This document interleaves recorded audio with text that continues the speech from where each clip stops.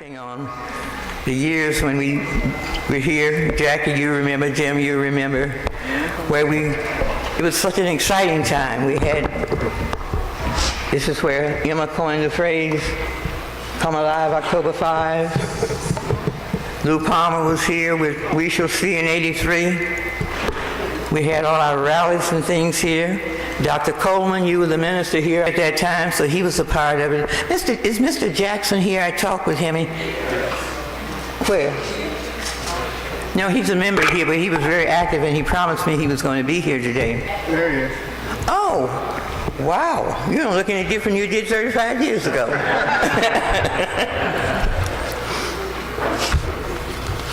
But Bethel has a lot of history, and that's why we wanted to come here, because it's where everything happened, Jackie. Today's mission is to try to establish an intergenerational conversation. This is not anything political. It's not the endorsement of candidates talking. We want to see how we can establish intergenerational conversation, and that's what we need. We hear, we say they crazy, they say we crazy, so we want to see if we can begin conversation. But we're going to start by hearing from a former member of Mayor Harold Washington's team who painted a picture of who he was and how he governed. And I think that's important for us to learn how he governed.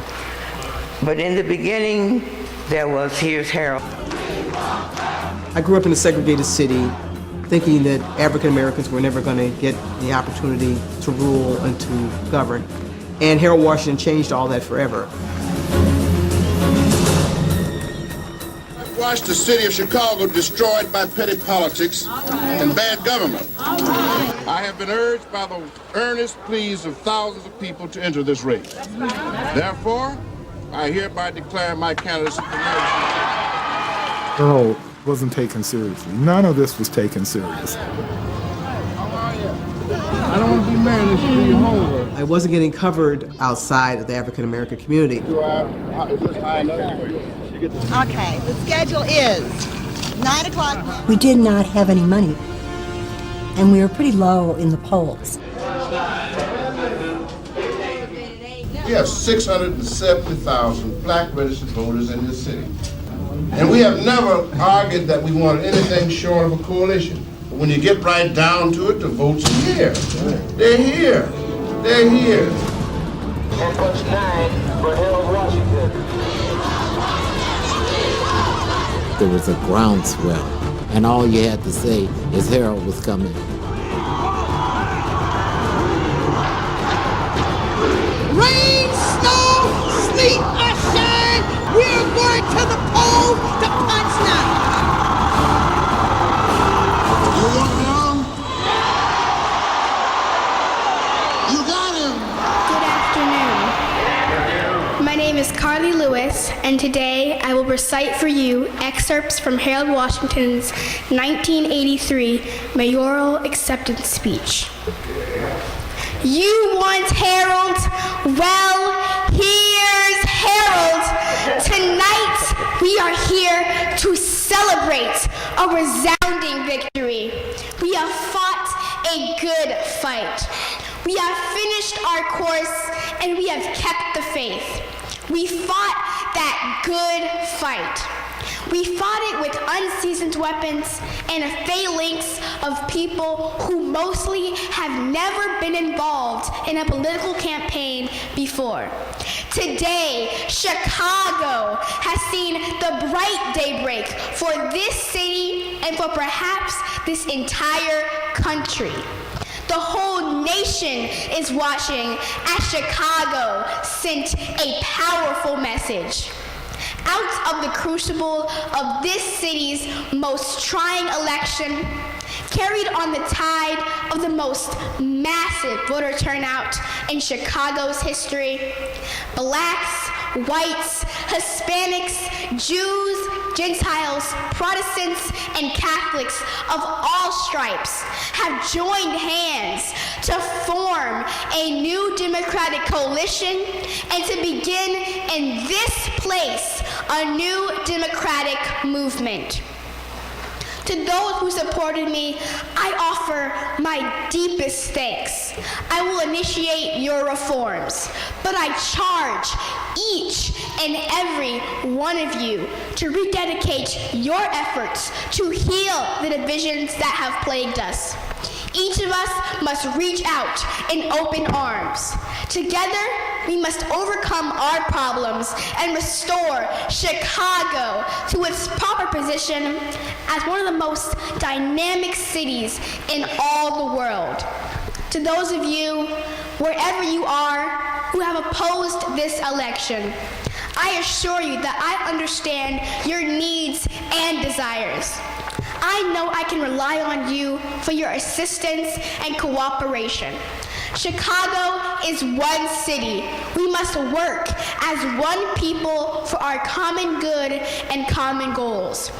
Our main concern at this moment is unity. History was made tonight, and this history has been coming up on the horizon. It's been talked about in our streets, in homes, but there is nothing like victory that makes an old track man like me glad he dared to enter this race. A great adventure has begun right here. I am so proud to be a part of this great adventure. I am so humbled by the fact that you have seen fit to give me the responsibility to lead that adventure. So to all of you here, to all of you out there who worked so hard for this day, to those of you all over the country who wish us well, who sent us some of your children to work with us and pray for us. God bless you all, and thank you from the bottom of my heart.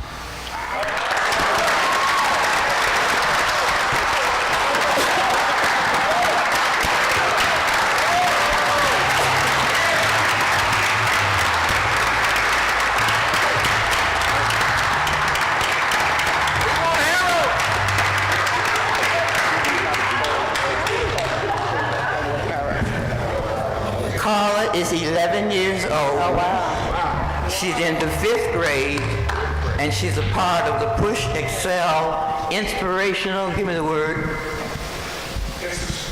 Inspirational speech program. And Judge Hill is in charge of that program, and he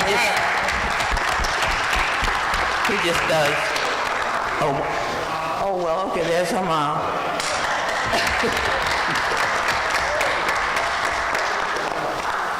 And now, Reverend Tinsley, I thought we would get this started. Amen. Hello, everyone. My name is Reverend Jennifer Tinsley, and I'm the pastor of Bethel.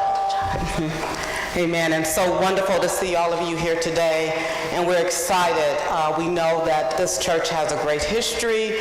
Not only Bethel here in Chicago, but the African Methodist Episcopal Church has always been involved in the issues of social justice and the issues of the day. So we're so glad to be able to host this event today, and we're so happy to see the young people here as well.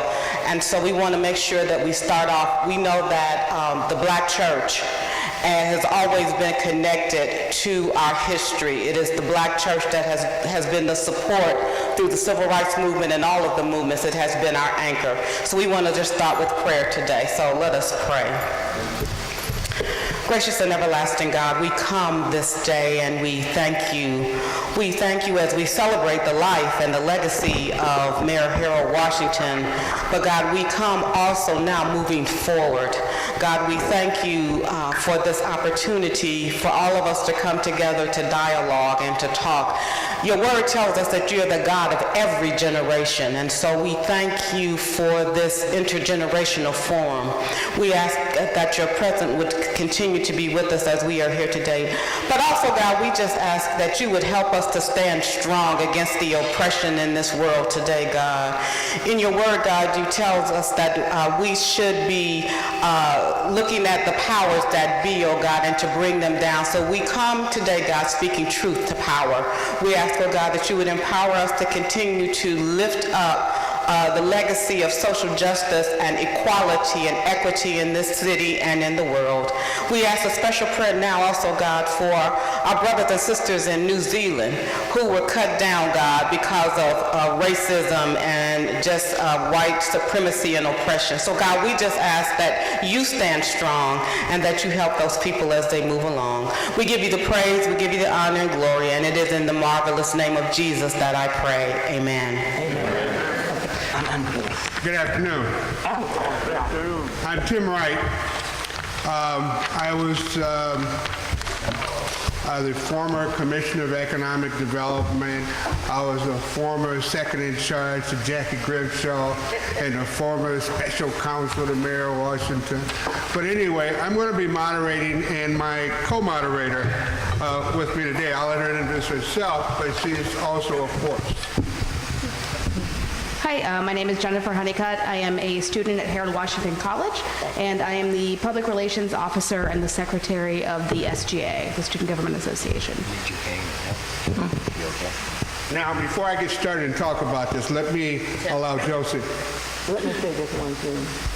I forgot to mention that we are just excited the Harold Washington Legacy Committee because the Harold Washington City College has established a curriculum and it has already begun. And Jennifer comes from that group, and Dr. Lopez is here. Where's he's there? You are. Mm-hmm. He's the president of Harold Washington City College, and they've been so supportive in what we're doing, and we're just happy to have that relationship. Mm-hmm. All right. Now, as we get started, let me give you a little bit of background as to how we got here today, because I didn't even know I was supposed to be here today. But here I am. That's kind of a joke, but it ain't completely a joke. You know, I got a call from Josie saying that we were putting on this event, and she wanted some ideas, and we're talking back and forth. And two ideas came to mind. One is that there was an article, WBEZ, I think an article written about the ghost of Harold Washington. And so we started talking about this ghost thing, and people don't know who Harold Washington was or why Harold Washington was important. So we thought that we should probably have that discussion, but we wouldn't want to weigh the room down with that discussion. The other thing we said is that this chasm between millennials and older warriors, I would say, we said that needs to stop. We need to begin to have some conversation about these things. So that was really the genesis of what we're trying to do this afternoon. And, you know, the program was designed for young people to participate in this intergenerational dialogue, along with those of us who've been out there. And I know what it is to be a millennial. I was a millennial when Harold first took office. James was a millennial when he first took office. We had millennials involved in this piece, but we were also involved with the folk who had been out there with Harold from day one, when he ran in 77, when he ran back in the days, and all the issues that they were trying to focus on and address. And quite frankly, a lot of those issues plague us today. And hopefully we will have some conversations about that. But we thought that the way that we would put this together is that we would bring some of the previous administration, previous members of the administration from the Harold Washington years to talk a little bit about their perspective and what they were doing and so forth and so on. And so to do that, I'll say the names, but I'll introduce them as I call them to speak.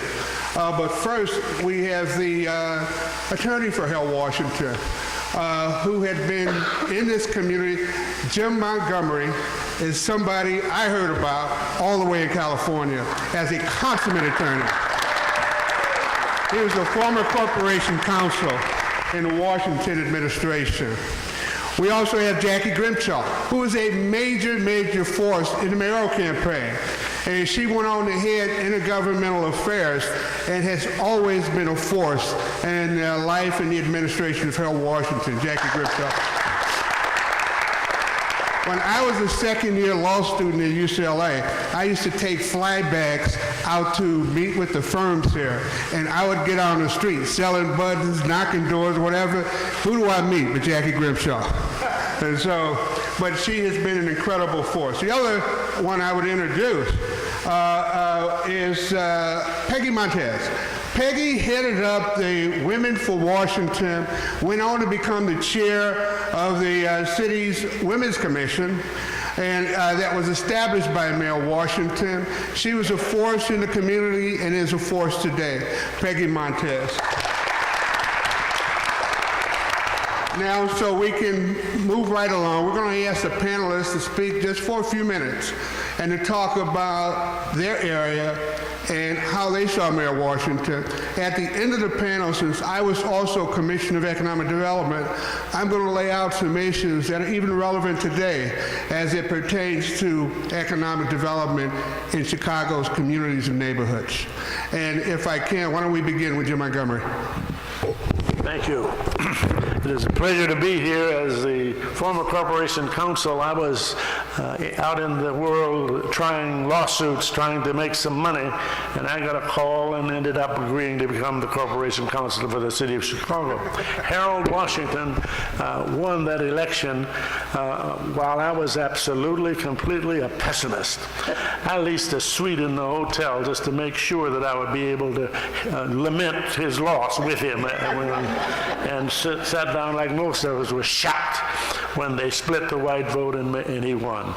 Harold's administration was unique. I think one of his major platforms was to destroy a corrupt and a dishonest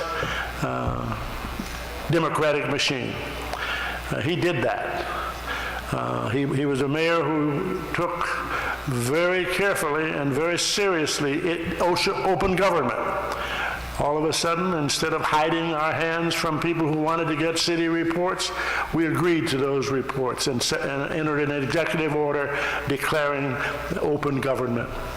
The other thing that was very important in his administration, it seems to me, was that, Harold was heard to say, I didn't get to be mayor to just make a few Negroes rich. But everybody and his brother came knocking on the door looking to get something because it's our turn, right? So Bill Ware, who was a brilliant lawyer and former, I guess his administrative assistant in Washington, was very knowledgeable about the risk associated with MWBE programs and how it drew the FBI into the administration, and he was a little slow in moving in that direction. So we got so many people coming that Harold said to me one day, he said, well, hell, if he don't do it, you do it. So we had an executive order prepared creating the first MBE, WBE set-aside program for blacks and minorities, Hispanics, etc. And the program was successful. We did a lot of good in terms of getting people work who previously couldn't get work. What else? We only got 3 minutes, according to Josie. The other thing that was amazing to me was that Harold had the ability to, with that big toothy smile, to make people love him. We were out at a banquet on the northwest side in the Polish community, and as Harold sat on the dais along with Mike Royko, those women got in a line in front of Harold, and nobody wanted to talk to Morocco.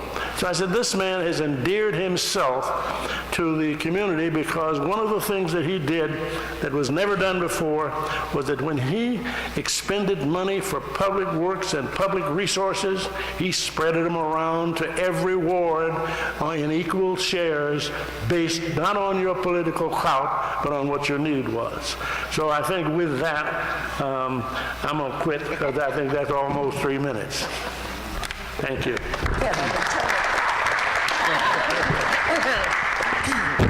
Thank you so much. Let's hear from Jackie. All right, thank you very much. So it's really a pleasure to be here. I always enjoy the opportunity to talk about Harold Washington. And so, you know, just to dispel the rumor, somebody said I talked Harold into running. That's not true. What I did was, Harold would call regularly from Washington and Congress, and as the whole plebiscite was going on and the urgency of people to trying to get him to run, I said, Harold, why do you want to do this? You're a legislator. You're not an executive. You know how to get laws passed. You know, the most people you manage in your office is about 4 or 5. Why do you want to do this? And he said, well, somebody has to do it. And that was the end of that. And as we say, the rest was history. So in intergovernmental affairs, we had the responsibility of working with the legislative bodies. That included the City Council, the General Assembly, as well as Congress. So all of the history of council wars, I think Tim and I have webs on our back still from that experience. But there were 2 kinds of council fights that was going on. It was the big obvious one. You know, we're trying to get a budget passed. We're trying to get CDBG passed, and we're trying to deal with bond issues at O'Hare. And those folks on the 29 put their feet against the door and wouldn't open it. So we had to do a lot of internal negotiations and movement and making them understand it was in their self-interest to make this happen. And then there was the other part of the 29-21 fight that was not public. And that was the thing that those folks, those 29, would come knocking on our door, right, Tim? Saying, oh, well, you know that I know this bond council that really would like to be a part of that bond issue going on. And we'd have to say, well, that's very nice, but thank you very much. It's the competitive process. So you tell those folks to go ahead and bid and see whether or not they can become the bond counsel for the various deals we had. So there were those 2 kinds of operations that was going on, the public and then the private. So in spite of those folks trying to act like they hated us, you know, they understood that we had the power and they had to bend, so to speak, to the power. But then there were also the other things like being in Congress. The department heads, in fact, all of our legislative agenda really came from the department heads. And so we would have a process of gathering up what are the priorities for the various departments, and then we would go and sift through them, and Harold would make the final decisions about what bills we would support in Springfield or what initiatives we wanted to get introduced into Congress. And so going to the Congress, you published a federal agenda. And at the time, the head of the Illinois delegation in Congress was Dan Raustenkowski. And so Dan would gather all of the Illinois delegation from Chicago down to Cairo, and we would meet together. We would have lunch. Harold would talk about what the city was up to, what the city's priorities, and what he needed from them in Congress. And we got that cooperation. We did get the support for the city's agenda in Washington, as well as in Springfield. When I first went into intergovernmental affairs, Tom Coffey was the director, and I was a deputy. And Tom left, and Harold wanted me to become the deputy. But the folks around the table, I don't know, Jim, if you were of that opinion or not, they kept saying, hey, Michael Madigan, he's never worked with a woman. You think Michael Madigan's going to deal with a woman as head of government affairs? And there was this discussion and wondering. I said, Harold, I'm going to go call Mike, which I did. And I said, Speaker, Harold wants me to take over for Tom as Director of Intergovernmental Affairs. Do you have a problem with that? And he said, of course not. So that's how I became the director of intergovernmental affairs. So that's, presumption sometimes. And we were breaking ground. I mean, we were cracking all kinds of ceilings in terms of African American leadership with a corporation counsel like Jim, but also in terms of female. And so I've probably done 3 minutes, so I'm going to turn it over to Peggy so she can talk about Harold's commitment to women in his administration. Great, thank you. And Peggy. Thank you, Jackie. Thank you very much. Hey, Tim. Hey, Jim. Hey, Joseph. Hey, Lucille. Hey, a lot of you. I am here because Harold kept his promise to women. If it had not been for the women, and I still make that a fact, that is true, Harold never would have become the mayor. It is because of the women who got out there and thank you. It is because of the women through our Women's Network for Harold Washington, where we had the goal of trying to reach more than 10,000 women in the city of Chicago. And we had to meet that goal within 2.5 months. And we were very successful. We started at the end of December, and by February we had reached that goal. February was the primary, and Harold won that election. We did it in terms of initiating our pyramid of 1 by 10, by 10, by 100, by 1,000, and we got to our 10,000. Now, because Harold won the election did not mean that his job was going to be over. Our desire was to improve equality and parity within city government. We wanted to see women in administrative positions, not just in those positions where they were secretaries, but we wanted to see women in positions where they would make decisions. That is why I printed up this Women in Chicago Government Bulletin. This was something that we passed out so that you could take a look at the number of women that Harold brought into his administration that had never been there before. Not only that, when Jim talked about contracts, we decided also, you left out about the women and their quota. That's right. And so we were determined that because we understood contracts, the importance of contracts, that women needed to be guaranteed a certain quota. And believe it or not, it was just a minimal quota of 5%, but believe it or not, 30 years later, it is still there. So no progress has been made. Also, we looked at what needed to happen within hiring of women in different non-traditional jobs. Did you know we have so many bridges in the city of Chicago? We have bridge tenders. We had never had, I think there was only one female bridge tender, but we were able to go into that department and we ended up with many more bridge tenders. And just think, all they had to do was sit there and as the boats and ships came by, raise the lever and then let them down, but they made a lot of money. Also, in terms of the fire department, we only had maybe like 6 women who were fire persons when Harold became the mayor. But we looked at what was going on. Well, what was going on, the women could pass the written examination, but they could not pass the physical examination, simply because their upper body strength was not developed.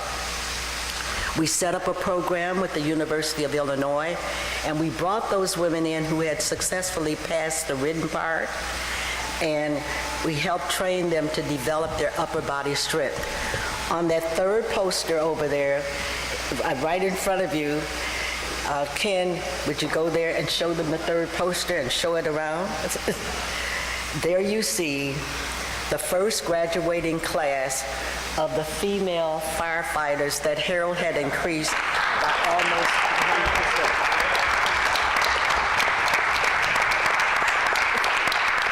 100%. Now, being a teacher means that I document. And so that means you need to look at my attic, you need to look at all the boxes that I have, so that at any minute I can bring out all this information.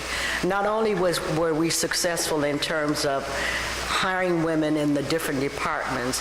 But like I said, Harold created women administrators in departments that they had never been before. Now also something else, you know, we're talking about women and sexual assault and sexual abuse. At that time, when women were raped and they went to the police departments, there was no empathy, and that's exactly the word. And so what we did in working with the police department, we worked with the hospitals to set up the rape kits so that the women would at least have justification in terms of what had happened to them. Harold did so many fantastic things, and like that song says, there will never, never be another Harold Washington. I am so happy.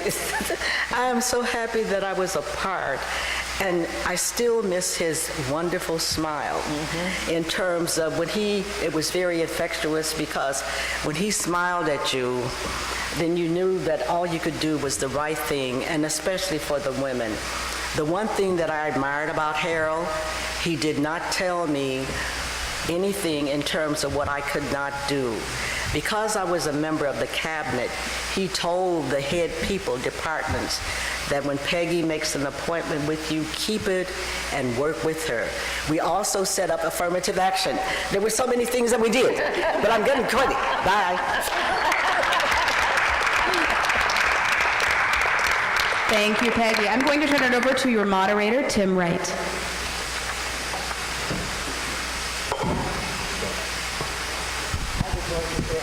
Both candidates were invited, and delighted to see that Tony Pretwinkle came. And the role for the candidates was to be, and Tony, you can correct me if I'm wrong on this, but I think this is the only forum that has had the young generation involved to talk with the candidates. So the idea is for the young people to interact with the candidate. Very good. Thank you. Thank you, Josie. And with that, I'm actually going to abdicate and turn this portion over of the program over to Hermine Hartman so that she can introduce the candidate and we can engage in these discussions with our Millennial Panel. This is it's really a historic day. So, yes, I want to introduce the panelists. Mr. Kofi Ademola. He is an activist. And then we have Ms. Taylor Norwood of the Good Kids Mad City. That's all of us. And then we have Mr. Jamal Green, who was a mayoral candidate. We have Chantel Grant from Level Update. And we have Justina Winfrey. Okay, so we're going to start with Mr. Give him a round of applause. We want to thank you for being with us. And we're going to take our first question from Ms. Winfrey. You take the microphone, please. If you are elected mayor, would you be willing to audit the land records in the city of Chicago? Audit the land records? Tell me what you mean. Well, we do know that based on research, there are major improprieties and issues with the tax ID numbers with many of the properties on, let's say, Jackson and Cicero on the west side of Chicago, for example, where homeowners have been pushed out as a result of their tax ID numbers being changed, unfortunately, and their taxes being sold. As mayor, would you be willing to audit the land records in the city of Chicago, particularly the tax ID numbers, the parcel index numbers? This sounds like a challenge that is a joint issue for both the city and the county. Absolutely. Because the county keeps all of the tax records and assesses the properties and collects the taxes. So I'd be happy to work with county elected officials to address the challenge that you've suggested. Now, auditing every single parcel, of which there are hundreds of thousands, is going to be difficult. If you have some particular parts of the city which you know are challenged, that would be the place to begin the work. Thank you. Mrs. Norwood, would you take a question, please?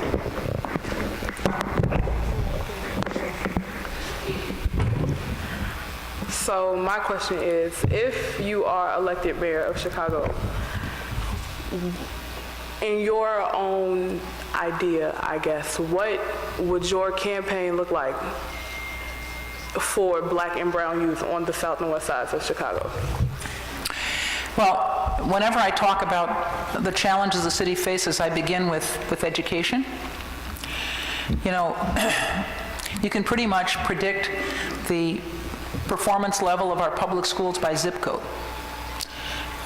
Those public schools in our most privileged communities are the highest performing. And so we need to invest in all of our schools so that every young person has access to a great education. And that means we need to change the formula for allocating resources, which presently is a per pupil basis.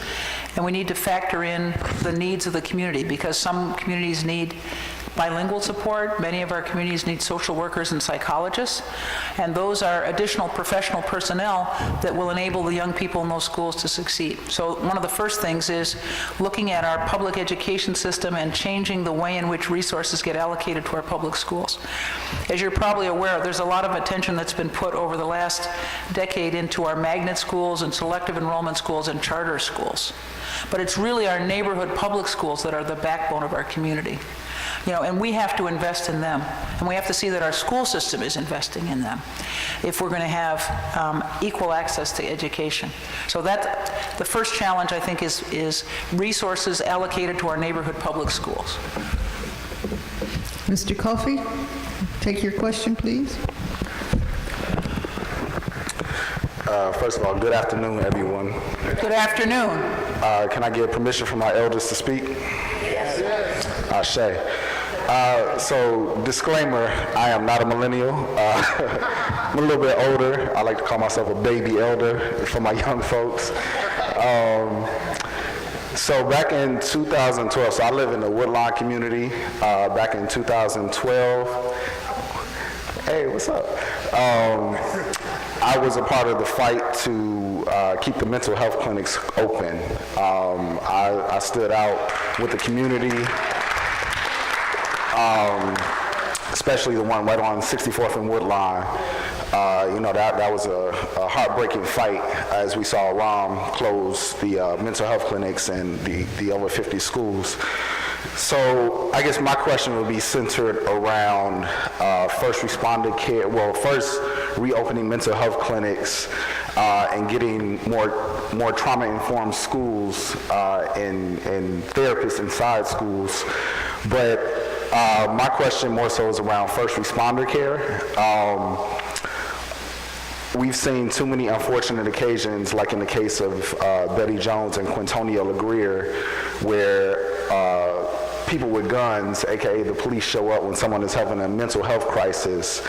And I'm curious to know, you know, if your administration will have a plan to make sure that first responders care is given to folks going through mental health crisis where the intervention isn't police or the criminal justice system, along with our young people. What's going to be the plan to ensure people's safety so that they are not harmed or they're not harming themselves in that type of scenario? Well, first, thank you for your question. When I left as an alderman, I think there were 12 mental health clinics and 7 got closed, more than half. Is that right? I think that's right. And let me just tell you what happened. The county provides health care through our health and hospital system, and of course we run the courts and the jails. And so when people did not have access to health care, to meds, and to therapy, you know, we basically saw an uptick in the number of people in our emergency room in crisis, and more people in our criminal justice system as a result of acting out, right? So, you know, I think this was sold to the people of the city as cost saving, but it was really cost shifting. It shifted the cost to the healthcare system and to the criminal justice system. And, you know, also, I think it's one of the contributing factors to the homelessness crisis. I mean, so we have to go back and revisit the closing of clinics and figure out which ones we can open. As the clinics closed, some community-based organizations stepped up to try to fill the gaps, and of course, our health and hospital system, through our county care program, provides behavioral health services. And so when we put the program in place in 2013, the county really hadn't had a behavioral health footprint, but we added that to the services that we would provide our patients, and so we kind of stepped up in that arena. But we've got to look at closing the closure of the clinics and revisit that and figure out how we can open them, or frankly, step up our support to the community-based organizations that stepped in so they can really do the work. You know that the Department of Justice was very critical of our police department around training issues. And one of the things that all of our police officers need to be trained in is crisis intervention. It's called CIT, crisis intervention training, and that hasn't been provided to all of our officers. So that's one thing. That's a gap that we need to address. That will help officers address domestic situations and situations where an individual is in a mental health crisis. But let me talk about a third point, which we don't often address, and that is services for our first responders, particularly our police officers. In the last 6 months, 7 officers have committed suicide. And we have to create an environment in the police department where people have permission and are encouraged to get support. Because being a police officer is a very difficult job. And if you can just imagine the violence and the deaths that police officers have to deal with, it's very troubling, and there hasn't been a culture in the police department where people are encouraged to get help. It's been seen, frankly, as a sign of weakness, and that's a real challenge. So, you know, opening the clinics and or supporting the community-based organizations that have stepped up, changing the training regimen to be sure that every officer has crisis intervention training and, frankly, use of force training. I talked to a high-ranking police officer in the last month who said that he hadn't had use of force training since he was in the academy, and he'd been in the police department for decades. So refreshers on use of force training, and then basically building up, I think they're called EAP, employee assistance programs, to address the trauma that police officers suffer as they struggle with the violence so many of our communities address. We need programs to address the violence in terms of trauma in the neighborhoods, and you should know that Senator Kwame Raoul has been, former senator and now Attorney General Kwame Raoul, has been a real advocate for using our federal support for victims of violence for trauma in our communities. So it wouldn't be just people who were victims of domestic violence, for example, but residents of communities in which there is high proportion of violence getting trauma-infused care. Mr. Jamal Green, next question, please.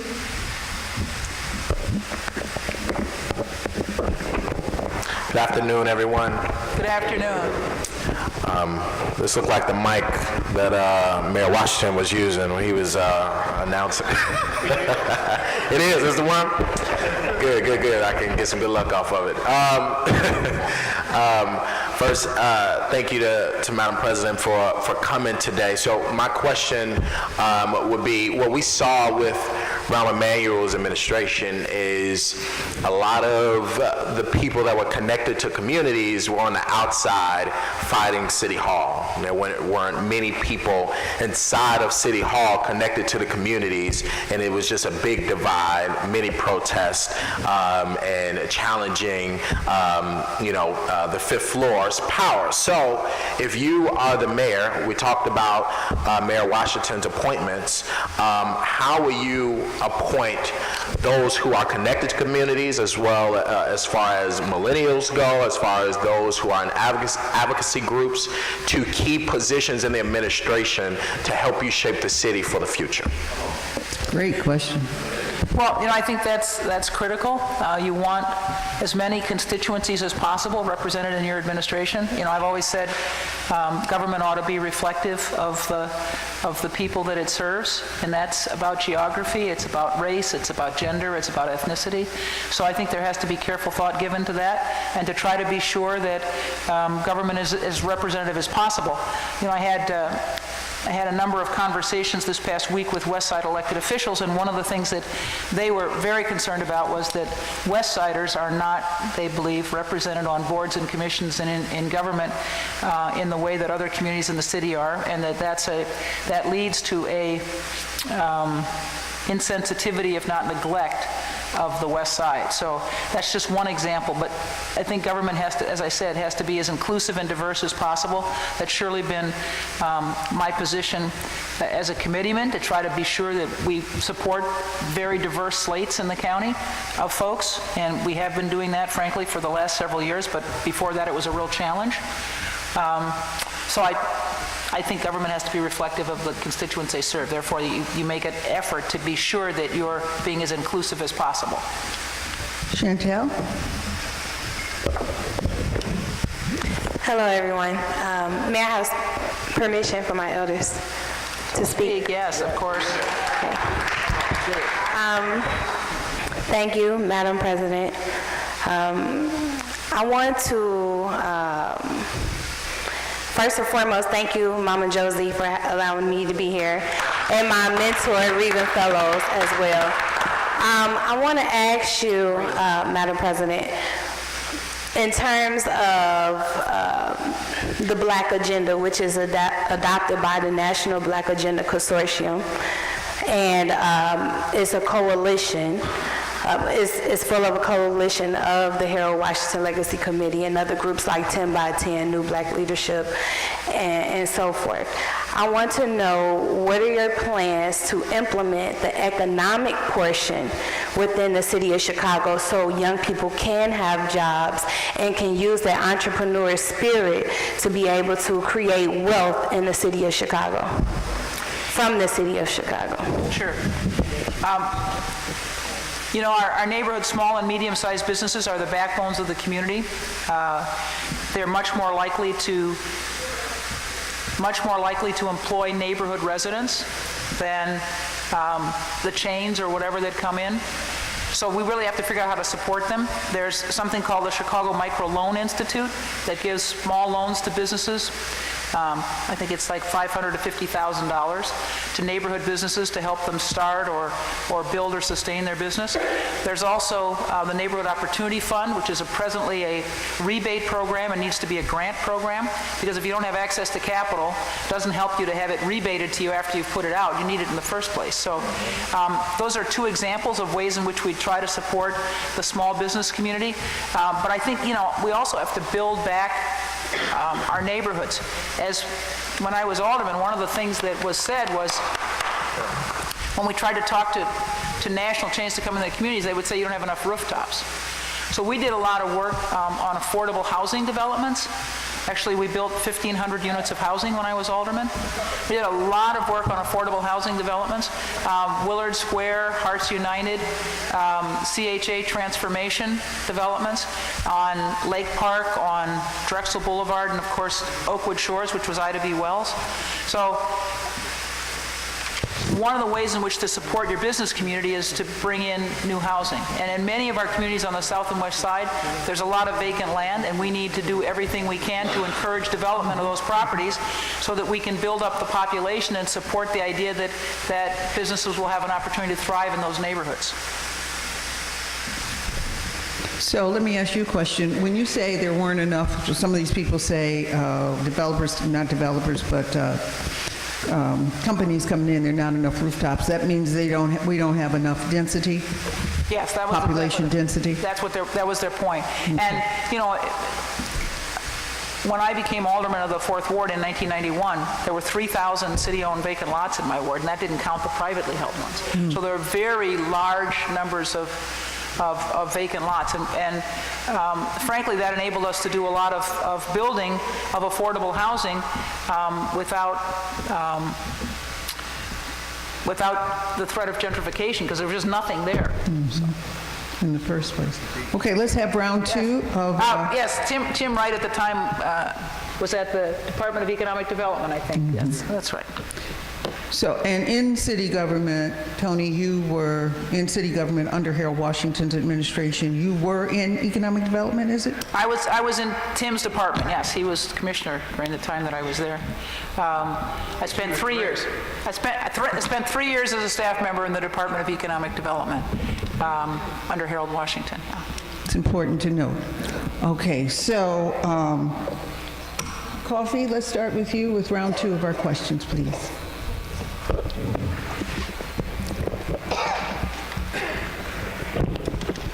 So I appreciate that the conversation of economic development came up. That was a great question. So to continue in that spirit, I community organize in a couple of neighborhoods, and when I talk to the young guys on the block, a lot of the conversations are, not only do they want to find out how they can get into the workforce, but they want to know how they can become entrepreneurs, how they can, create businesses on their own. So then I give them this crazy idea of like socialism and cooperative economics, and they're like, what? Whoa, what's that? Right? But my point being is this idea of having cooperative owned businesses to then, have community revitalization to get that dollar flowing back into the neighborhoods. So one platform that I liked from A.M.E was her platform around having a public bank, but also having like micro investments into to neighborhoods. So again, with your administration, would you entertain the idea of helping to support startup businesses, but also having, training so, people who aren't coming from sort of the middle class, collegiate level, academic level, have an opportunity to have investment and get into the market, but also to, again, develop more cooperative businesses and sort of tech businesses that will stimulate the growth in the economic development and traditionally neglected communities on the South and West Side. The answer is, of course. I mean, when I talked earlier about the Chicago Micro Loan Institute, that's exactly what they do. They give very modest amounts to businesses to help them start up or reach the next level. And again, the Neighborhood Opportunity Fund provides larger sums to firms. And, I think both of those tools are ones that we ought to use. Business Affairs and Consumer Protection has to take a more active role in providing capacity building opportunities for neighborhood businesses too. Ms. Norwood, next question.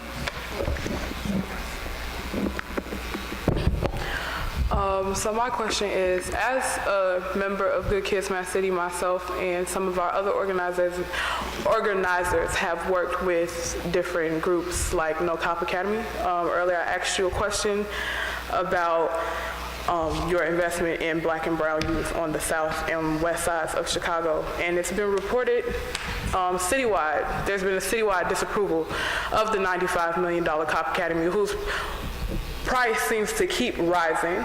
But more importantly, in West Garfield, it's been reported that the surrounding community would rather their $95 million be invested right back into their community in things such as schools and mental health clinics and grocery stores and other resources and job opportunities. And my question is, what is your position on the Cop Academy? And if you are elected mayor of Chicago, would you put a halt on any further progress of the Cop Academy? And if you can, would you put a portion of that money back into the community so that it would benefit the surrounding community directly? I had a difficult discussion with West Side elected officials in which I reiterated my position is that we shouldn't have the Cop Academy, that it was, we need a training facility, but not to spend $95 million in that way. There are elected officials on the West Side who see that as a good investment in their community.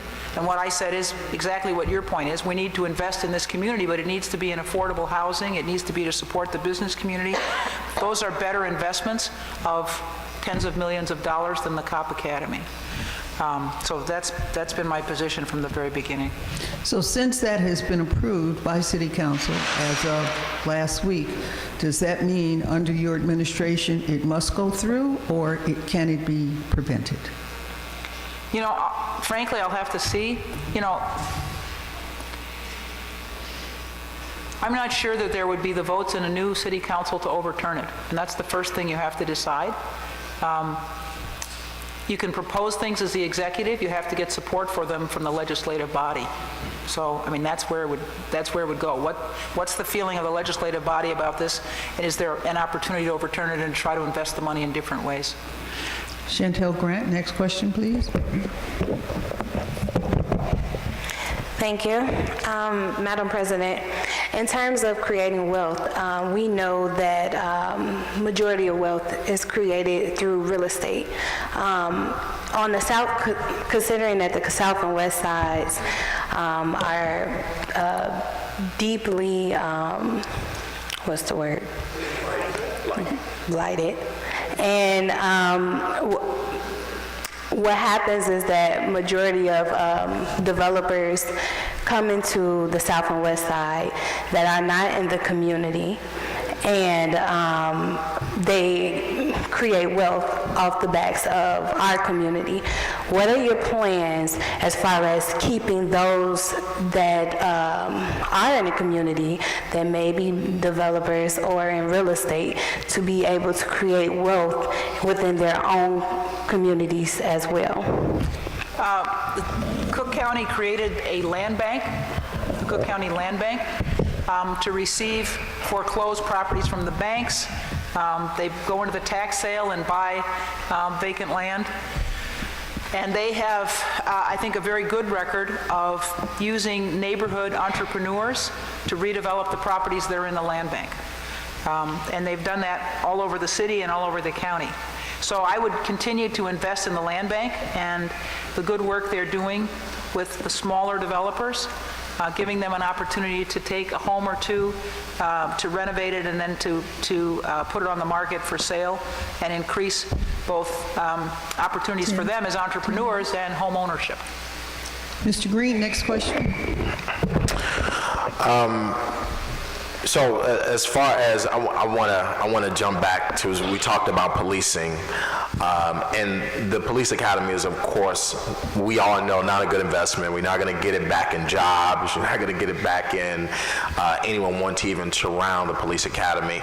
But as far as policing goes, one of my big ideas when I was running for mayor that caught fire was in regards to the police misconduct settlements. Last year, we spent $113 million just on police misconduct settlements in 2018. And so when you talk about over the past decade to 15 years, you're talking about $1 billion in settlements and legal fees and things of that sort. When we're looking at the budget, you know, we're talking about the funds that we can use for different things. $113 million in 2018 is just going to families that have been abused by police. Could have went to open up all of the mental health facilities and done 10 times more than that. So my idea was to have insurance on police officers to allow them to assess the liability of police, and if they didn't, if they were a risk, then they wouldn't be able to patrol the streets of Chicago. What is your idea going into the administration to save the $100+ million that we're spending each year on police misconduct settlements? Well, I think the first thing to understand is that if you train the police officers better, crisis intervention, use of force, and you insist that we no longer tolerate a code of silence in the police department, and that you acknowledge that there's racism in the police department, that you work to change the culture in the police department, that has an impact over time. But there are a number of these cases that are already in the pipeline, and so you can't, you know, they're bad acts that have already occurred, right? So you can do things going forward, but you're going to have to, frankly, settle with those families that were abused by the police, you know, over the last 5 years that are moving through the courts, right? Pending cases. Yeah, exactly. There are all these pending cases. So you can do things right now to change the way police officers act, to try to change the culture in the police department, but you still got all these pending cases which will come before the city council eventually. So that's that's one thing that I think we have to understand. I've said we need to invest more in our police officers, invest more in their training, invest in better supervision. You may know that the best practice is there's one sergeant for every 8 officers on the street. That's a good supervisory ratio. But in some of our districts, we have one officer, one sergeant for every 30 officers on the street. So people are not being properly supervised. We haven't invested appropriately in their training. We haven't invested in their supervision. We haven't held them accountable for performance.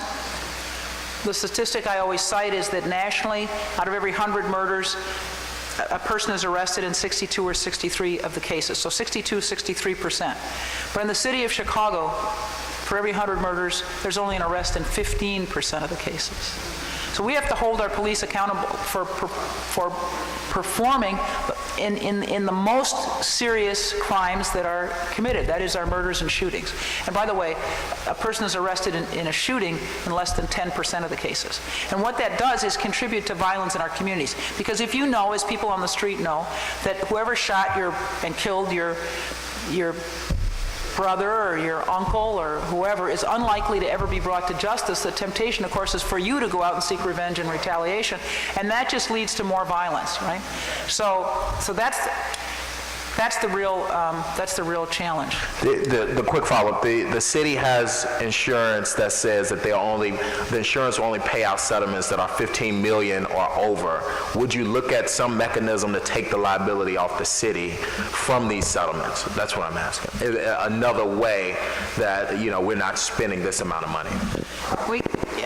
We can do this kind of insurance, but I think the best solution long-term is to change the culture in the police department and improve the training of our officers. And let me just say, when those 3 officers were acquitted of covering up Laquan McDonald's murder, there was an officer from the Latinx community who testified against them. What's her life going to be like in the police department after those guys were acquitted? What's her life going to be like? Hell ho. Ms. Winfrey, last question, please. Okay, so I actually have 2 statements and a question.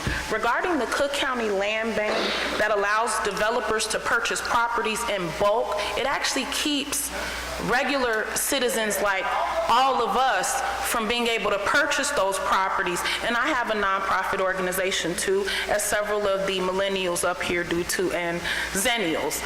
The big issue that we ran into back in 2014 that I actually called to the forefront with the African American Family Commission was that we could not continue to allow people from the outside.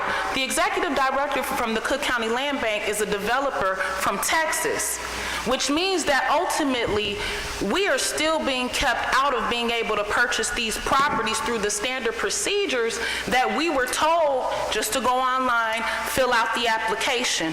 However, you have organizations that are purchasing these properties in bulk, 20 properties at a time. And it's not okay, and we've had a problem with this since 2014. So recently, we also proposed House Bill 5965, which would amend the Abandoned Housing Rehabilitation Act and permit an organization that files a petition for temporary possession of a property to also request a court order waiving or extinguishing any county property tax lien or unpaid property taxes existing on the property if the property has been vacant for at least 3 years. We received a very nasty response from the executive director, Brother Rob Rose. Would you be willing to pass an ordinance to work with organizations to acquire those properties that have been vacant and abandoned for 3 years? Well, first let me say, I know that not all the sales are bulk because I've met some of the developers who've done 1 or 2 houses. So there may be bulk sales, but there are also sales of individual properties to developers, and individuals have the opportunity to rehab homes. So I've met those folks. I don't know anything about House Bill 5965, so I think it's unwise for me to comment. But I'd be happy to talk to you after this or give you the contact information so I can get back to you. My view of the land bank is more positive than yours. I will just say that I've seen the work that they've done, and the opportunities they've given to individual developers, many of whom I've met, who either this was their first home or their first opportunity to do development, and who were able to establish careers in real estate as a result. The second part was regarding the No Cop Academy. Many are not aware, and I have 5 years vested at McPier Metropolitan Pier and Exposition Authority. McPier has a $40 million state-of-the-art command center in the North Building that has direct access to every single authority, from the police to the military. Why not have the training for the police, as opposed to the $95 million academy, out of McPier? We don't always have events going on at McCormick Place. We have a beautiful hotel there where we can house the police there at times. We have a huge facility where we could set up space and section off space to accommodate police training. We have a $40 million state-of-the-art command center that has already been paid for. Our tax dollars have already paid for this. So you want to look at that as an alternative? Yes. The actual question was, under the Harold Washington administration, and I'm not sure if you all are familiar, but I was a part of Youth Communication Chicago, the first youth media outlet in the nation. This particular organization was a part of the Harold Washington administration, where the youth were a part of the city council, where they had the opportunity of civic engagement on a regular basis, where each youth from the ward from particular high schools were allowed the opportunity to come in and mirror and be mentored by city council members. Would you be willing to open and fund a program for our youth so that they can understand government? Because we understand that political scientists and economists run the country. Good point. There's presently a not-for-profit organization which you may be aware of called the MICFA Challenge, which does a lot of that civic engagement work, and which I've worked with for a very long time. And that organization encourages young people to be involved in political campaigns, to be involved in government. And although I'm not familiar with the specific work that was done in the Harold Washington administration around youth engagement, because I was in the Department of Economic Development, but it's something I'd be happy to try to work on. So now let me take some moderator privilege, okay? And let me go through some firebrand questioning. For the Chicago Public Schools, what is your thoughts on an elected school board council? I have been quite public about the need for an elected school board. We're the only district in the state that doesn't have an elected school board. So you're in favor? That's correct. Okay, and for the 50 schools that Mayor Rahm Emanuel closed, what would you do with them? Well, my understanding is that of the 50 schools, 38 of them are still vacant. Mm-hmm. And so it's a matter of working with the local elected officials, that is the aldermen and the community, to try to figure out what's the appropriate reuse or rehabilitation or reutilization of the schools. And I think that has to be done on a community basis, because in many of our communities there's more than one school that's been closed. And you want to do something that you want to reuse the schools in a complementary way. Okay. We just saw, I think again this week, Lincoln Yards was approved. Would you approve that, or would you try to disregard that as mayor? Well, again, it was approved. I expressed my concern about moving these big projects forward before the new mayor came in. My understanding is that the TIF allocation of the project is almost $1 billion, $900 million. Mm-hmm. This is a part of the city in which the real estate market is very robust, and what I said at the time was, it's unclear to me that we need a $900 million subsidy for this project for it to go forward. Right. That we need to look very carefully at, I mean, sometimes you need TIF support for infrastructure, so you're going to build sewers and water mains and whatever where there weren't any before. And sometimes these TIFs are just subsidies to the developer. So the question is, you've got to look at what's proposed in the redevelopment agreement to see if there's expenses that make sense and which ones don't. But I had said that I was opposed to moving it forward in advance of the new city council and the new mayor.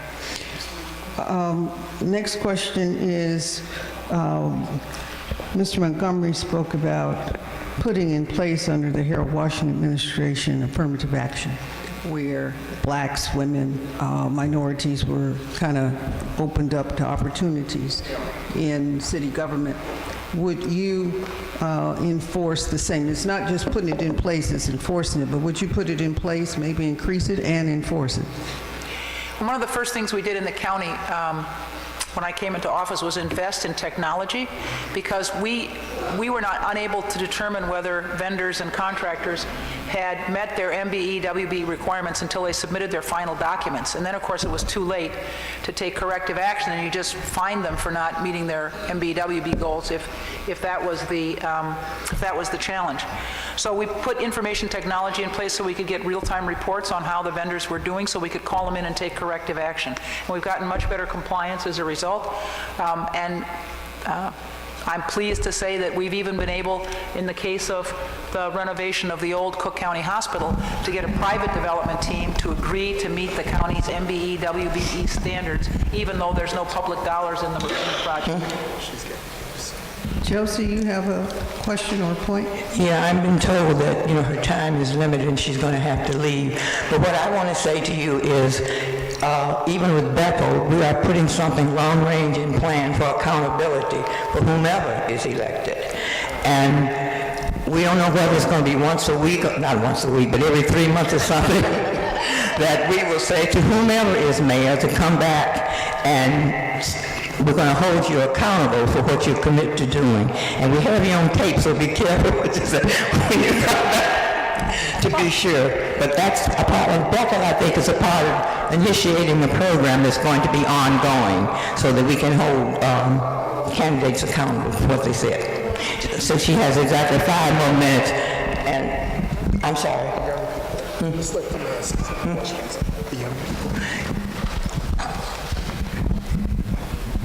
So when I was alderman, I tried to get out and to talk to as many of different parts of my constituency as possible, as frequently as they were interested in hearing from me. And I think that's what the mayor has to do as well. Would you like to make some closing remarks?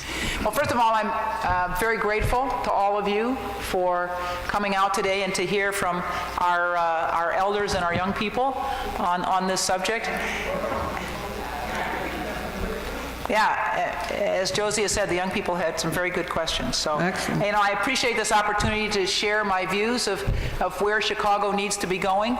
We have to focus on helping our city grow and thrive, and provide opportunity for all of our people, not so that everybody who lives in the city believes there's opportunity for themselves and their children. Otherwise, they'll leave. And that's one of the challenges we've had over the last decade, is continuing losses in population that I think reflect concerns about opportunity, concerns about the quality of our public schools, and concerns, of course, about the violence. And I've addressed several of those issues in my opening remarks. But thank you all for inviting me. Let's give her a round of applause. We want to thank you, President Tony Pratt-Winkle, for being with us today. Bravo, and good luck. As she leaves, I want to thank you, Tony, for being here.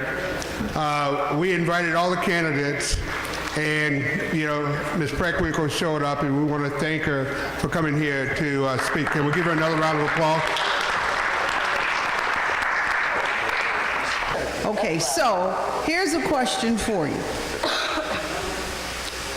Why don't you all vote?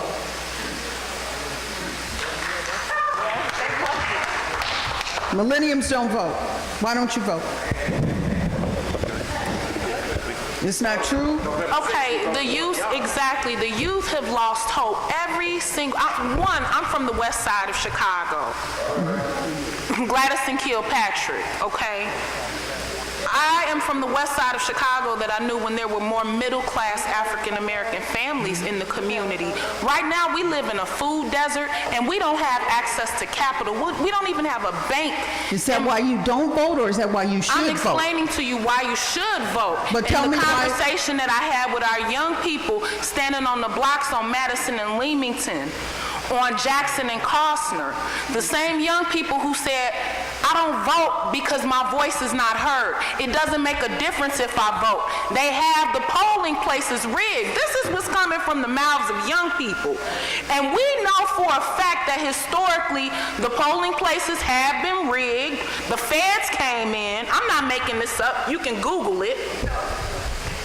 Until we change the leadership in Springfield, because this goes back to the Illinois Constitutional Convention of 1970, not just with Old Man Daley, but the son Daley, Ed Burke, and Michael Madigan. And that's the elephant in the room that nobody is talking about. When do we oust Michael Madigan from leadership? Then we don't have to worry about our black elected officials on the south side and west side continuing to rig the polling places and the systems. Because if you're not the committeeman, then guess what? You really don't have the power in the ward. As the alderman, you allocate the funds.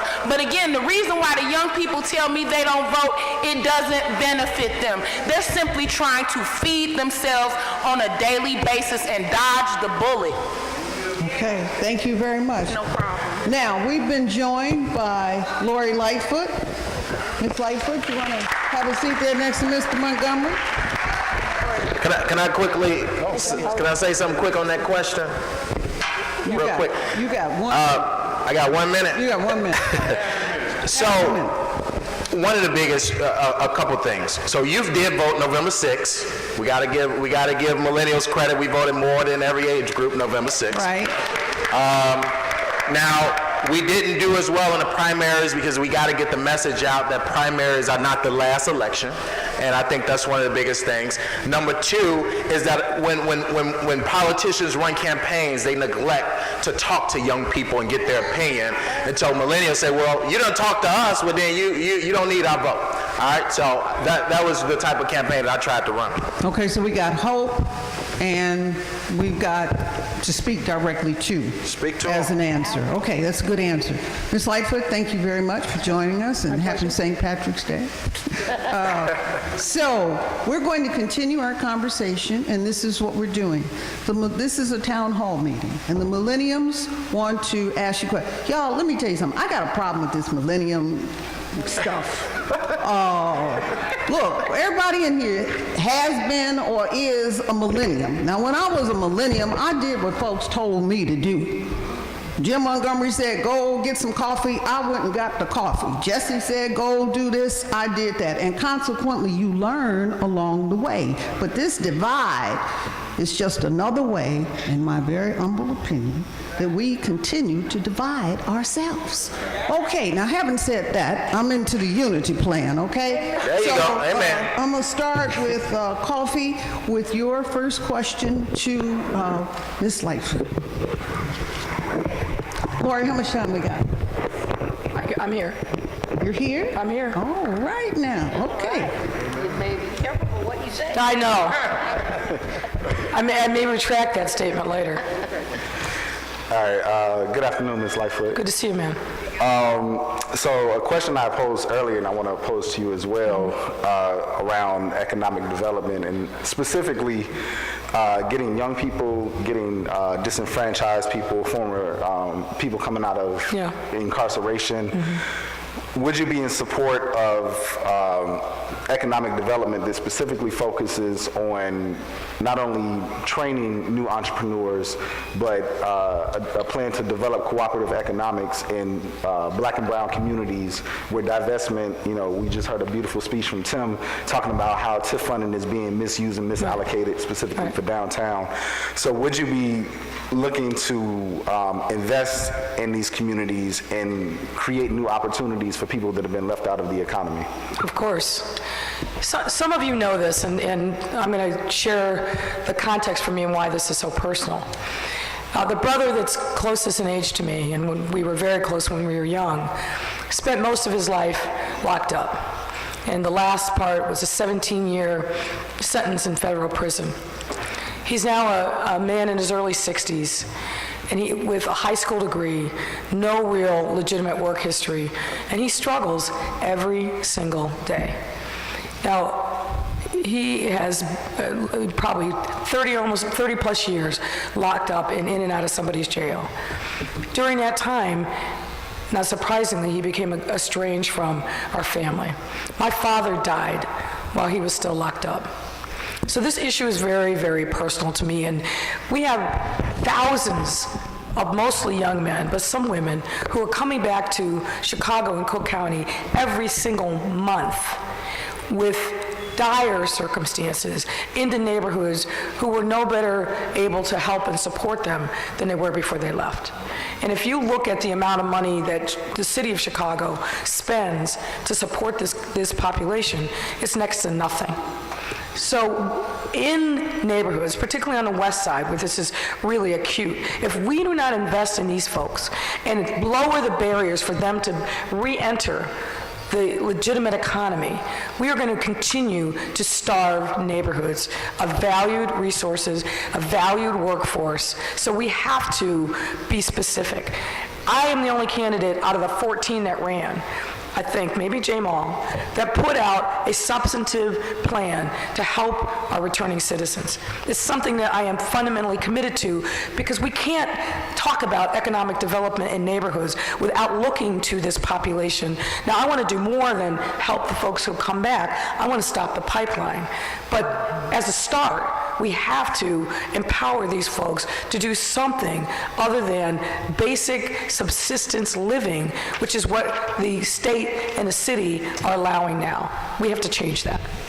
Mr. Green, you want to take the next question, please?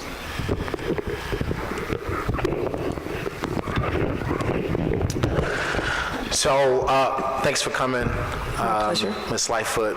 So, as far as this week is of course No Cop Academy of young people that are, of course, protesting, but they passed through the Cop Academy, they passed through Lincoln Yards. My question is on economic development again, but really in those buildings, those 38 buildings that are vacant, been sitting in our neighborhoods for so many years since he shut them down with no use for them. What are some plans that you have for those buildings or for economic development to come to our neighborhoods so that we can have economic engines? Well, first of all, as you well know, the closing of those 50 schools did tremendous injury and damage and harm to the people in those communities, and they were mostly black and brown neighborhoods. What I think we have to do is, in looking at the 38 that are left, because they're still in black and brown neighborhoods, is engage with the community. Schools generally have to be community assets, but given that we've got now 38 schools that are still have not been repurposed, we need to go into the community, talk to the stakeholders, and then have a discussion about how we can invest in those properties to make them community assets. There are a lot of ideas that are floating out there, but I want to make sure that whatever we do, which wasn't done with the so-called Cop Academy, we start with a respectful conversation with people in the community about what they want and what they need. And then the city needs to be responsive to that and provide the resources. And maybe it's city-owned, maybe it's neighborhood resources plus city, maybe it's public-private partnership, but we have to turn those 38 buildings into something of value to the community rather than a painful reminder of how those schools were ripped out in the neighborhoods without being respectful of what the community's needs are. Ms. Norwood, next question, please. Okay. This will be a kind of lengthy question. Sure. So I'll try to speak as fast as I can. If I could just ask you to get a little closer to the microphone. I'm sorry. So my question is, when marijuana becomes legal in Chicago, will you pardon all peoples in the county and expunge their records, but also distribute reparations for their time and the life that they missed being locked up? Also, will you help with building restorative programs to help integrate these peoples back into society? And how do you plan to make sure that the D-boys, black and brown men and women around Chicago who have been arrested and prosecuted involving distribution and intent to sell these drugs are given a chance and a seat at the table in this business that will be growing soon? So that's a great question. I think there's a lot of different things that we need to say about that. I've been in frequent conversation with Representative Kelly Cassidy, who is the main sponsor of the marijuana legalization bill in the House of Representatives in the General Assembly. And what I've been urging her is some of the things that you pointed out in your question. Number one, we need to make sure that we learn the lessons, good and bad, from the states that have already legalized marijuana. Colorado's experience is very, very different than Oregon, and California is just now coming online. And Colorado moved too fast and didn't think about some of the implications of legalizing marijuana and how that was going to affect, frankly, people coming in from out of state, what that was going to mean if it's legal and now you're in a workplace where you're getting drug tested. So all of those things have to be thought through. The other thing that has to happen, and this is part of the conversation that's going on in Springfield now, is this one of the other parts of your question, which is we have a lot of people who have been locked up that are still incarcerated, a lot of people who were arrested and have those on a record for possession of marijuana. We have to make sure that we have a pathway to expunge those records and get those people out of jail. It doesn't make any sense if marijuana is legalized and these people then are going to carry that mark with them for the rest of their lives that's going to prevent them from having decent paying jobs. So that's got to be part of the state legislation so we get that done. The other thing that I've said, and I think this has to be true, and California probably is more advanced on this than any of the other states, we all know that black and brown communities have been ravaged by these kinds of arrests. We need to make sure that this new economy that is promising to spring up benefits our community, meaning there has to be ownership, meaningful ownership in these businesses that are going to be springing up, because in some instances this is a very lucrative business and we need to make sure that we're getting our fair share. The other thing I would say is, selfishly as a city, we need to make sure that when marijuana is taxed, we get that money too, that it doesn't go downstate and elsewhere. The reality is the majority of those businesses are going to be within Chicago and Cook County. We need to make sure that we get our fair share of those tax dollars. And then the last thing I'll say, which you didn't ask, but I think is part of this conversation as well, is we need to make sure that there's a dedicated revenue stream to help people who are suffering through addiction. That has to be part of the discussion as well. So speaking of equal share, we see that Martha Stewart is getting into the marijuana business. I've heard that the Prisker family is getting into the marijuana business. Are we going to have affirmative action in the marijuana business? Well, that's precisely what I said, which is there has to be ownership in black and brown communities. Now, when the casino gambling was first legalized here in our state, now probably 25, almost 30 years ago, there were things that were baked into the legislation to make sure that black and brown ownership happened. Now, as you know, that kind of slipped by the wayside. We can't afford to have that happen, and that is a point of emphasis for me. As I said, I'm in a couple-time weekly conversation with Kelly Cassidy as this thing moves through the General Assembly, and I want to make sure that we are treated fairly. Good. Chantel Grant, next question, please. Good evening, Ms. Lightfoot. Nice to see you. Nice to see you as well. My question, again, is in economics. As you know, within the black community specifically on the south and west sides of Chicago have suffered tremendously with high taxes, vacant buildings, and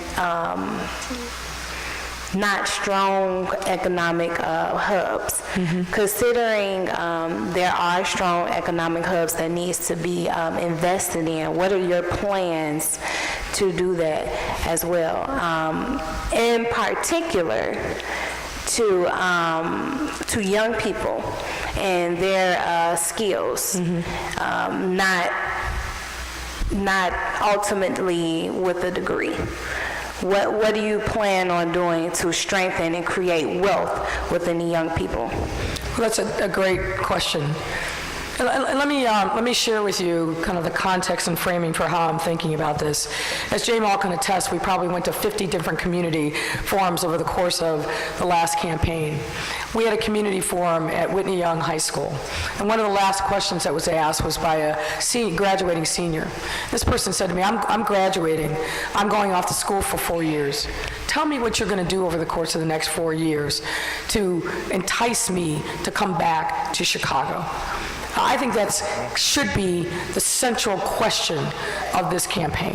What are we going to do to build hope and promise for our young people that they stay here and that if they're going off to school that they come back? And I think that's really at the heart of your question. I think we have to do a number of different things. And I want to pick up on the last point that you made, which I think is the right question. Some of you may be familiar with a program called Year Up, and it is a phenomenal program.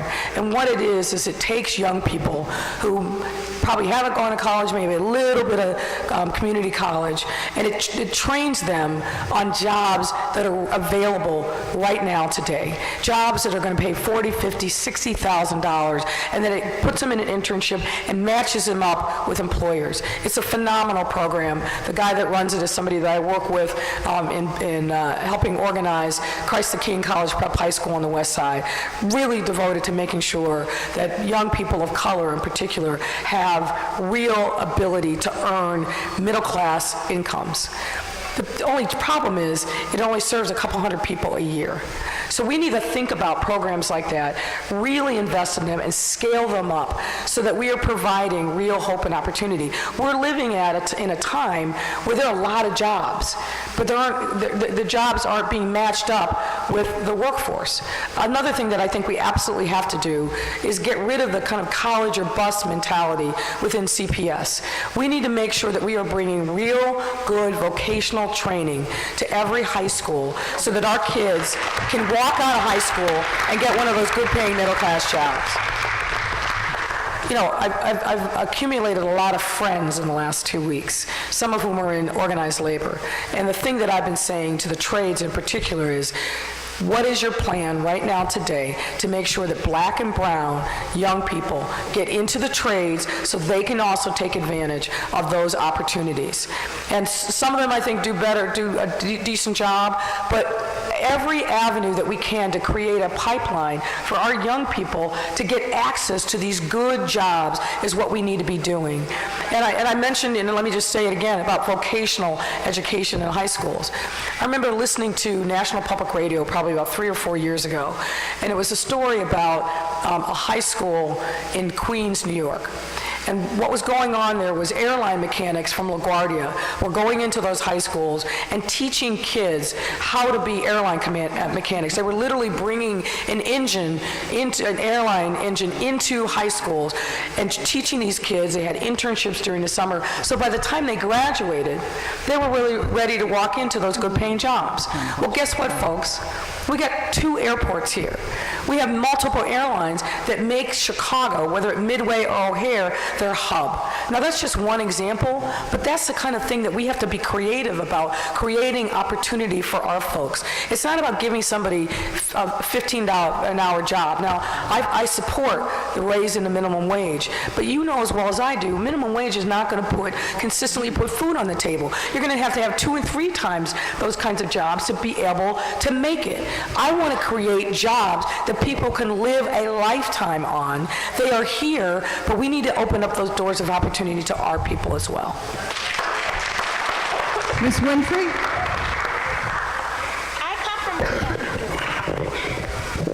Hi, Ms. Lightfoot. How are you? God bless you. Good to see you again. It's a pleasure. Thank you. I come from a community on the west side where nearly 1/3 of my peers are being incarcerated through the Illinois Department of Corrections. Nearly 1/3 of the Illinois Department of Corrections revenue comes from the Austin community for the entire state of Illinois. Now, when we talk about reentry, that's okay, but the fact that we don't have a housing committee at the state level concerns me, because once they re-enter, then what do we do with our people? So my concern is not just workforce training programs necessarily, where we understand that there are issues of mental illness, but again, like you said, if we offer resources to the community, will they participate? Well, full disclosure, I ran for city councilwoman in the 28th ward, and after speaking with my peers, yes, they're willing to work if we train them. One of the big problems is that many of our peers are not reading at the standard reading level, third grade, sixth grade reading level. I've worked in the schools. The point is, the workforce training programs and the trades programs have to be put on the, not just particularly on the west side of Chicago, the south side too, but again, when we talk about the rate of incarceration through the Illinois Department of Corrections, it's coming from the Austin community. What are you willing to do to change the rate of incarceration within our communities? Not just speaking to the $95 million Cop Academy that we're all completely against, being that we have a $40 million command center at McPier in the North Building that could be utilized as a training facility for the police. What are you willing to do to ensure that our peers, our children, no longer go to jail at the rates that they're going, in bringing resources? The fact that we don't have adequate banks, we live in a food desert. Well, I've actually been spending quite a bit of time on the west side in the last couple weeks in particular. And the thing that strikes me as I drive through the streets there's so little economic activity. It's churches, funeral homes, some gas stations, the occasional corner store, which, by the way, isn't owned by somebody who lives in that community, doesn't hire from that community. We cannot continue to leave the west side starving for resources. You know as well as I do, a lot of the crime that is taking place is crimes of poverty. People trying to feed themselves and take care of their families. So we have to have a clear investment strategy that is comprehensive. I would say, let's call it a Marshall Plan for the west side and the south side. Those areas that have 25% unemployment, where so many African American kids are living in poverty, where huge percentages of the neighborhoods are living on some form of government assistance. That cycle that keeps repeating itself without any kind of intervention on the part of government has to stop and change. So I'm committed to making sure that we don't end the investment with $95 million Cop Academy, and by the way, it's going to be a lot more than that. Let's be honest. But coming to the community, engaging with community members, talking about the kinds of things that they need. For example, Lawndale Christian Center, they are very committed to making sure that they are investing in the neighborhood. But what I hear from them, particularly around affordable housing, which is one point that you touched upon, the city is the problem. The problem because there's too much red tape. The problem because the city gets involved in deals way too long and doesn't have the mentality in engaging with community-based developers to get to yes, meaning to facilitate the actual development rather than throwing roadblock after roadblock. We need to think about what's going on in our building codes so that we can have a lot more flexibility in the kind of housing that we're able to build. So the city hasn't led. We now have an opportunity because we have a brand new housing department. The housing department needs to be focused on cutting through the red tape and helping particularly community-based developers to develop affordable housing. Just to add a finer point on that, we are down, by conservative estimates, 120,000 units of affordable housing. If you look at our housing policy, on the last page we put up what's called a heat map. What that shows is that in 2/3 of the city, not a single unit of affordable housing has been built in the last 15 years. What's worse, I don't know if you all caught this. If you didn't, I urge you to look at it. About 2 weeks ago, the city's inspector general put out an audit a report on what's called these in lieu of fees. So what developers are able to do is they don't want to build affordable housing, they have to pay fees. Over the last 5 or 6 years, there's been literally hundreds of thousands of dollars that have been poured into in lieu of fees, and the city's supposed to be using that money to build affordable housing. So the sad reality is this: the city's Department of Planning, which owns responsibility for this, never set up a dedicated account into which those monies could go. So hundreds of millions of dollars they can't account for. What happened, of course, is it just got spent into the general revenue. And remember I said 120,000 affordable units down? The city has online, not built, but online, only 336 units. Now, something's fundamentally wrong with that, and we obviously have to change that. And we have very specific ways in which we can bring new development online that particularly accommodate families, so they're not studios and one-bedrooms. But we have to have somebody who cares about this, sees it, and is focused on making it happen, and I'm that person.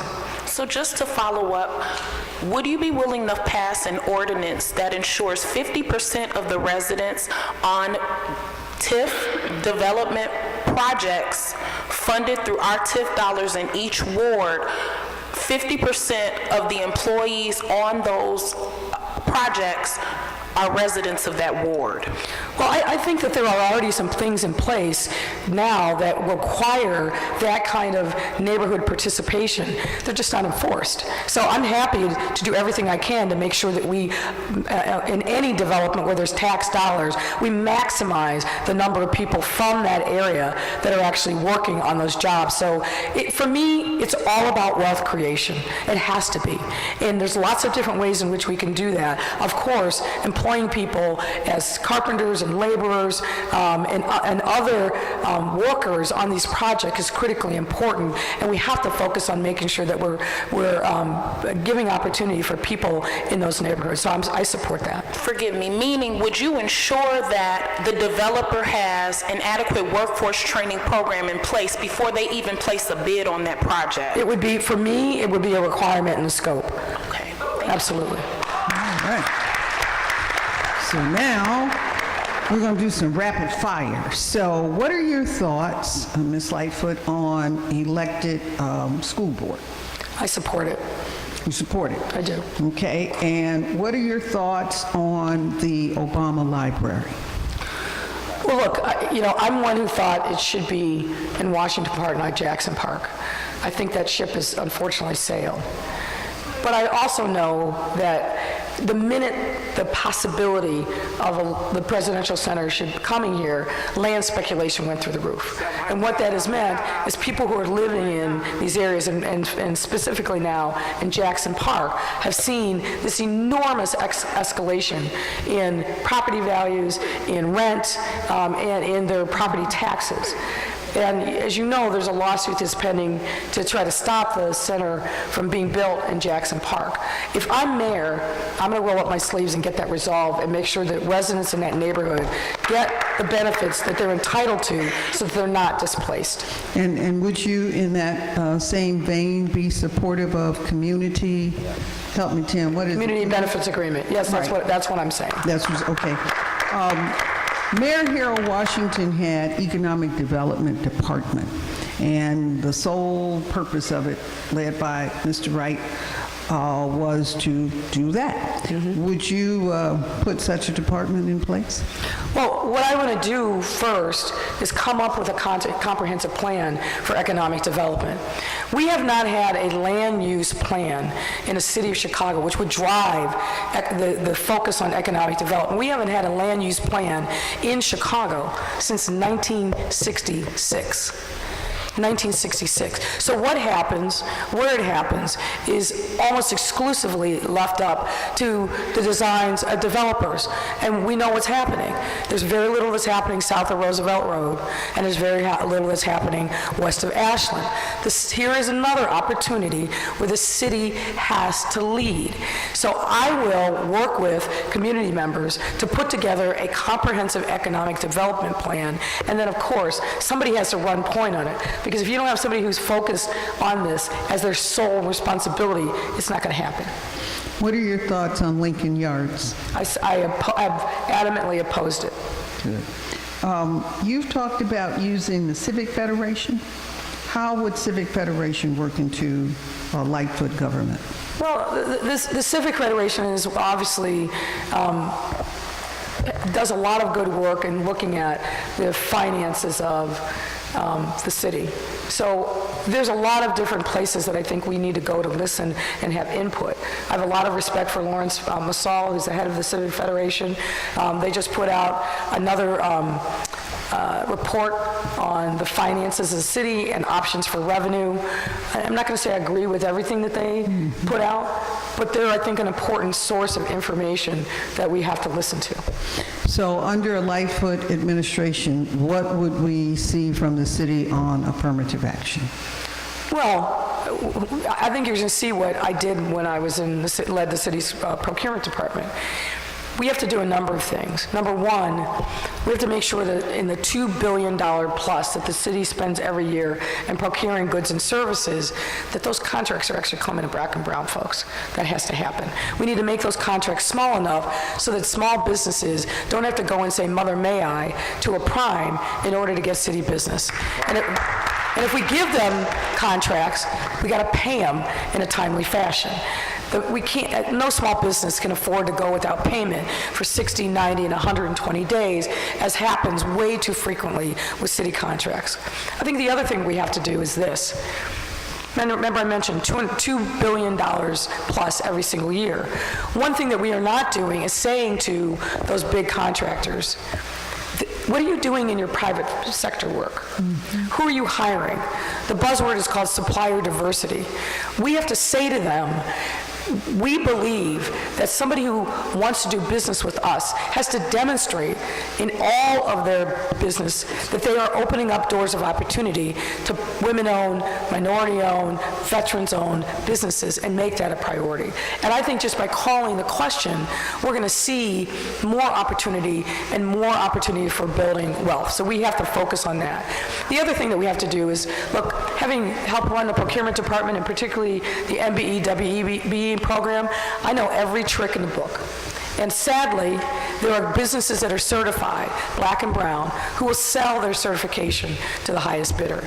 Rather than actually get the work and help build wealth, they'll just take a fraction of what they're entitled to in order to get some money coming in. We have to stop that. And I'm happy to make examples of people who sell themselves in that way. We have to have true minority businesses doing real work on real projects. And again, I know every trick and every game that can be played, and I'm going to make sure that the people who are responsible for doing certification and contract compliance understand the game and are watching out and putting in controls so that the game can't be played. And if we need to make an example, folks, so be it. I've got a question from the audience. Lady back there. Yes, you ma'am. with your hand up, please.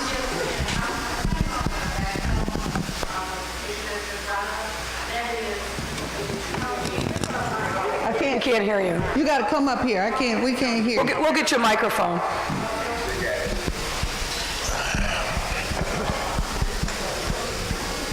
This is about the return. Step up. Okay. Away from the speaker. Okay. The people returning back from prison. Yeah. We talked about affordable housing. Well, one of the main roadblocks to getting housing is that CHA, and a lot of these people come out of CHA housing situations because they have felonies, cannot go back. Right. Their family members are being actually kicked out of the Section 8 programs for even being associated with their relatives. So how can we, I guess it'll have to be a two-pronged kind of approach. The local government as well as the federal government to kind of break down some of that barrier that prohibits anyone from giving housing to these people. Right. Well, look, there's a lot of things we need to do to shape up the CHA. right? They're sitting on all these housing vouchers. They're not taking care of senior buildings in the way that they need to, and that is obviously also a problem. And my understanding is that that's actually a CHEA rule, not a HUD rule.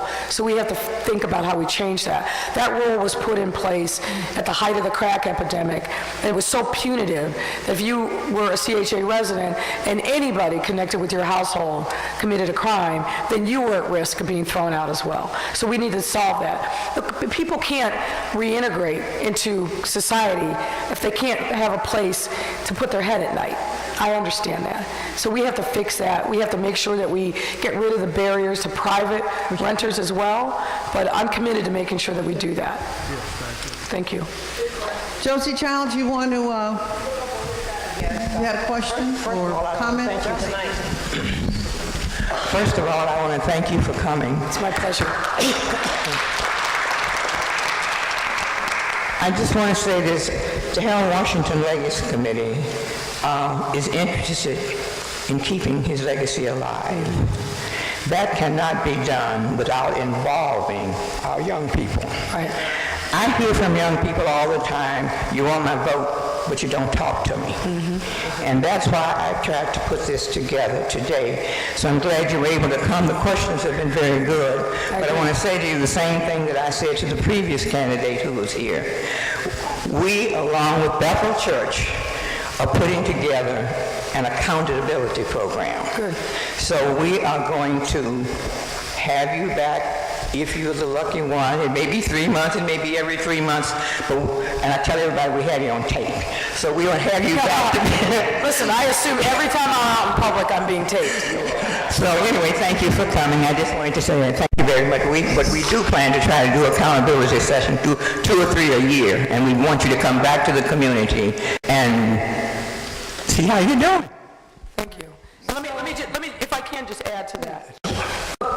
J-Mall's candidacy, there was another young man that ran, really, I think, raised our consciousness about the necessity of talking to our young people. We don't have a fully baked plan, but I can assure you that we will have, if I'm lucky enough to be the next mayor, a specific focus and dedicated resources on how we best engage our young people at all levels. But I want to live true to the question that I talked about earlier. We have to make this city a place that our young people can afford, where they can have good paying jobs, and that they have pride in being from Chicago. And not just folks living in River North or South Loop or the West Loop, all over this neighborhood, all over the city. We need young people in our neighborhoods who are committed to being the future of our city because we provided the chance and the opportunity for them. That's why I would imagine, I'm not sure, no one answered, but I would imagine that this is the only forum that you've gone to where you've had a panel of young people. That's true. Okay. That's true. So I see a couple of hands, and I'm going to do 4 questions now. We got to consider this time, and I'm over time in doing it. So you all be brief and direct, please. Yes, ma'am, we will change the world. Good afternoon. Please take the microphone. Good afternoon, family, brothers and sisters and brothers. And thank you again, Josie. Thank you for coming, Lori. Good to see you. I was almost a victim of condo conversion, but I fought and won out of court. Now we have new buyers that are coming in now and raising the rent $200 and $300 a whop on us. And so I'm a housing advocate. Would you be willing to release the monies that Daley and Rahm Emanuel have been sitting on, that CHA money, to build affordable housing in the black community on the land that's still vacant, some of it, that Tony Pretwinkle pushed the people out of Ivy Wells and 42nd and Lake Park, the 3 buildings, we used to call them the horseshoe buildings because they was like that, but they were blown down with dynamite. Second thing, our young people, I just want to know, can you bring programs for young people, preferably African Americans, back into Harold Washington College? I took 2 semesters of Spanish there last semester, semester before last. I'm telling you, Harold Washington College and the majority of the students are not black, and not on the student government, and not in charge of hardly anything at that college. I was a student at that college when Harold Washington was the mayor, and our children were there in high numbers. So can you bring programs back to Harold Washington College so the color of our children can reflect the name of our first black mayor? There you go. The answer, of course, is yes, and as I said in answer to the previous question, the CHA has to be reformed from top to bottom. They can't sit on all these vouchers, sit on all this money, treat our seniors so shabbily. That has to fundamentally be changed, and I'm committed to doing that. Thank you. Let me take one last question. I only got 3 minutes. I was on schedule, so let me take your question, and that's it, please. Ms. Lightfoot, good to see you again, too. It is Harold Washington's legacy can be kept not only in this state, but nationally and internationally if we come together to produce the Harold Washington movie, The Greatest Good. Will you, if you're elected mayor, support The Greatest Good for the city of Chicago? Well, look, I came to the city in 1986 at the height of Harold Washington's second election. And I remember so vividly how there was so much excitement and so much promise. He finally got control of city council. I think the aspirations and hope for so many people was so high, and then so soon thereafter, it was crushed with his untimely death. This is the first time since then that we've had real choice for mayor. And I am committed to doing everything we can to fulfill the legacy of Harold Washington. I know you have your movie. We've talked about it before. Certainly we'll have a further conversation. But I want to make sure that our children do not forget, that our children are energized by this incredible man and the movement that he sparked across this city. So I'm mindful of the fact that I'm standing here today because of the sacrifices of so many, and certainly because of the legacy of Harold Washington. So on that note, let us all say thank you very much to Josie Childs and the Harold Washington Legacy Committee. Would you all please stand, let us know who you are, and say thank you so very much for putting this together. I want them to know that there is a reception after this so we can mix and mingle and carry on this a little further. Okay. Lori. One thing I would like to ask, under Harold Washington's administration, he had a 25% set aside. That has completely evaporated. If we had that right now, we wouldn't have so many questions about economic development. Okay, we would be self-sustaining. Thank you. Lori Lightfoot, thank you so very much for being with us. Thank you. Thanks, Jim. All right, thanks again. Good to see you.